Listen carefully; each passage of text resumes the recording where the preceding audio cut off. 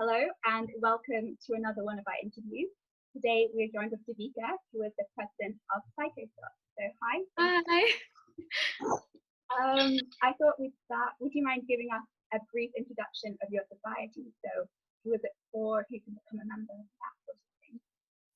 Okay, so we're the Psychology Society or PsychoSoc, and we cater to our psychology students, and it was originally always undergraduate students, but recently this year we've decided to expand it to graduate students as well.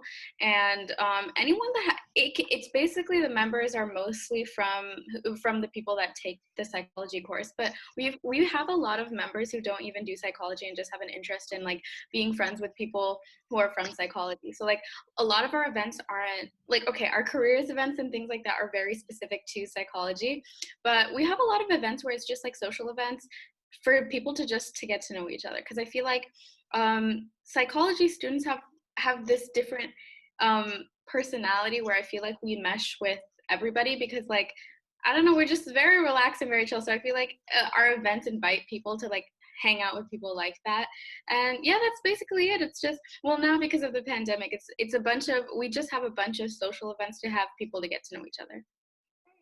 So sort of social events, career talks. Are those your main? Yeah, it's both of that. And then this year I started to incorporate more of like academic support. So we're going to have a new writing workshop to help people write essays and reports, because I know that coming out of A levels and like not being taught to write at all, especially if you don't even take English in your A levels, you have no idea how to scientifically write. And it's like no one's telling you to improve. So we've decided to have a workshop, and the professors will come in, like it depends, whoever's available will come in and help us with our writing as well.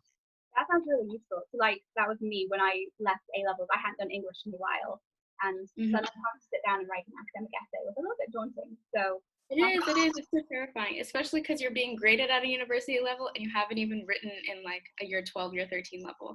So yeah, it's so scary. no, very nice. And then, do you have a talk tonight? Are you hosting some online talk? Tonight we don't have, I don't know if the department is doing anything, but us personally as a society, we aren't doing anything. I must have got a missed talk. Apologies. No, Uh, no. so we talked a little bit about how it's going to be different this year due to COVID-19. I mean, everyone in a society is sort of facing that issue. How do you adapt to what you do? So have you started thinking about what changes your society might have to make because of the socially distant environment? Yeah, so basically how I'm looking at everything is just to make everything accessible online. Like I'm imagining like optimistically that second semester won't be like this, but even if it is, I'm still going to plan those events to be online as well. So yeah, just making sure that everything is accessible online to make sure everyone can do it. But I see that a lot of people are trying to petition the guild to start opening things up, and I see the guild is taking that advice into consideration. So the second things to start to open up, or like people are allowed to socially distance, because we're guild affiliated, we have to follow certain rules. But I'll jump on that right away, and I'll try to make sure that we can have as much interaction as possible, because I know that that's such a big part of university life. But in the meantime, I do have to make sure everything is available online, just so, or like adaptable to be online, just so we're following all the guidelines and everybody's safe. It's so useful nowadays with technology. You can actually do most things online, whether it's a talk or a workshop. You're lucky to have Yeah, that. yeah. Except, I I so guess, agree with you. sorry, go ahead. No, no, no, you. I was going to say that maybe socials are the one that we're struggling with. Like, how do you hold an online social that helps you meet new people? But I guess every society hopefully will all brainstorm together and come up with some good ways of how to include everyone.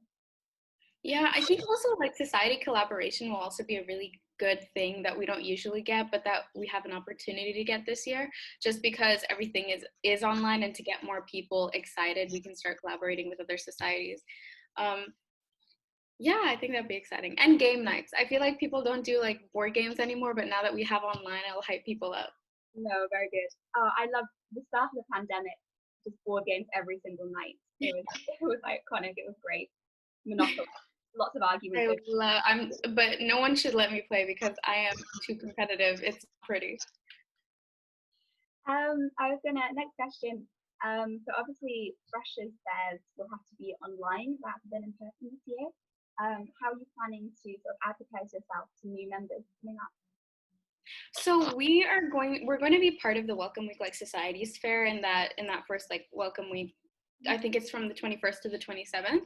But I think my social secretary brought this to me and she was like, I don't know if we're going to cover everything because it's like people are choosing to come and like some people might not come and have a lot of questions after. So my committee, we've just come together and we've kind of like left a free day open in our schedule for that week so that after the welcome week passes and people still have a lot of questions or like they didn't know about welcome week, they can just come and we'll have a Zoom meeting and answer any questions directly that they want to ask us. Sounds good. Nice. And then I guess to kind of finish, a personal question. We've talked a bit about returning to uni and how we're a little bit excited but also daunted. But so to you personally, assuming that we're allowed on campus when we return, what's the first thing you're going to do? Like, what are you most looking forward to?